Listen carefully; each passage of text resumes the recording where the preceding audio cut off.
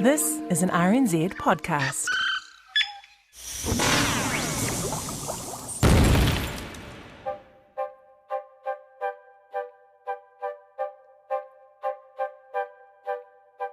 Ngā mihi nui and a very warm welcome to episode 65 of Elemental from RNZ. I'm Alison Ballance. And I'm Allan Blackman from the Auckland University of Technology. And in our alphabetical peregrinations around the periodic table, we are up to our 9th episode whose element starts with the letter P. But before we begin, I'm going to procrastinate just a little bit and offer this nice little anecdote as a thank you to all of our listeners, I guess. So my nephew happened to be in the back of an Uber the other night, fresh from his win for his restaurant for Outstanding Establishment at the Lewisham Awards. I'll throw that in there. Name dropping, Alan. I know. And in said Uber, the radio happened to be on national radio, and seemingly there was a episode of Elemental on there. So my nephew recognised my voice and he said, "Oh, that's my uncle," and blah, blah, blah. And the Uber driver said that he was a big fan of the show and he used to be a chemist back in his home country and now he's here driving an Uber. So if you're listening, hi to you and thanks for listening. Perfect. And what do we have this time on the Elemental podcast, Professor? Okay, we have got Protactinium, and this comes from the Greek protos, meaning first, and actinium, after actinium, the element. It actually forms actinium when it undergoes nuclear decay. So, as we alluded to last time on the podcast about the insights we are gaining into the classical languages, so there's our bit of Greek for the week. But otherwise, I'd say this falls into the category of the third or so of elements on the table named for a chemical property. Okay, enough procrastinating and passing the time. Should I be on the edge of my seat for this episode, Alan? Well, as much of any of them, I really couldn't possibly say, and I'll let you be the judge of that. Okay, how would you sum Protactinium up, apart from the fact that it's got a very nice-sounding name? It does, rolls off the tongue nicely. Protactinium, I would say, is a very rare radioactive element, which is one of the 10 least abundant elements in the Earth's crust. So, elemental symbol Pa and atomic number 91. We go back to good old Mendeleev, and he predicted the existence of protactinium, but it took at least another 40 years before it was first identified and isolated.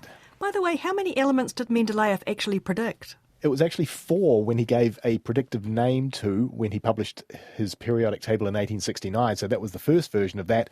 And he added a prediction for what later became known as protactinium in 1871.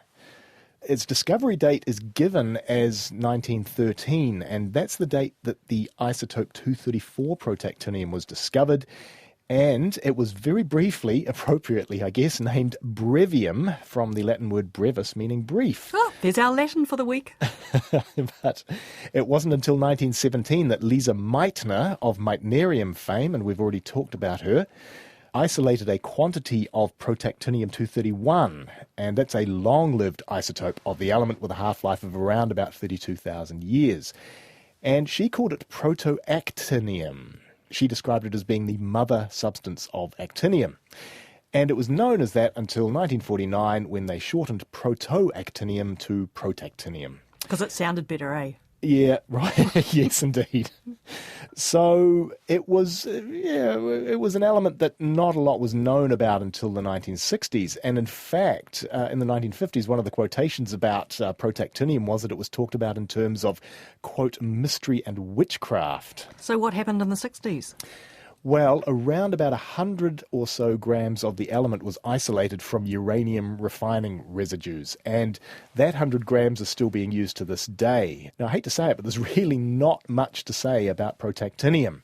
We've got the isotope protactinium-233, and that decays to uranium-233, and that is a rare example of a fissionable isotope. And so that could therefore be used in nuclear weapons. Can I just interrupt? So it can decay from uranium, but it can also decay to uranium? Yes, indeed. So it depends on which isotope you're talking about. So the lighter ones can decay to actinium isotopes, and the heavier ones can decay to uranium isotopes. I guess the important point about all of this is that there is a bit of concern about nuclear reactors that are powered by thorium, and these were of great interest in sort of around about the 70s or so. Then they fell out of interest, and then recently people have started looking at these again, and in fact India has got the only such thorium-powered nuclear reactor currently operating.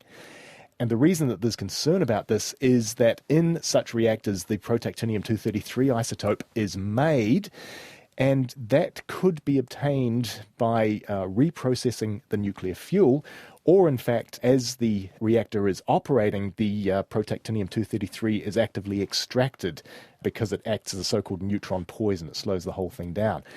Either way, you don't really want baddies getting hold of this Protactinium-233 simply because of the fact that it does indicate the fissionable isotope of uranium, so that's not going to be good. Ooh, what else about protactinium? Well, you do also get Protactinium-233 from the decay of Americium-241, and recalling that episode, we know that americium is used in smoke detectors, and so therefore we've probably all got a tiny amount of protactinium in our homes. And I hate to say it, but that's about it. Oh, sorry, I'm paying attention. I really am. This is quite possibly the dullest element we've done, really. Yes, but having said that, I'm sure that there is some chemist out there in the world that still loves it. Yeah, it's like ugly babies. Their mums still love them. This has been the Elemental Podcast from RNZ, bringing life to even the most boring of chemical elements. You can find plenty more exciting episodes on your favourite podcast app or at rnz.co.nz/chemistry. And we are back next time with radium. But until then, it's goodbye from me, Allan Blackman. And me, Alison Ballance. Mā te wā.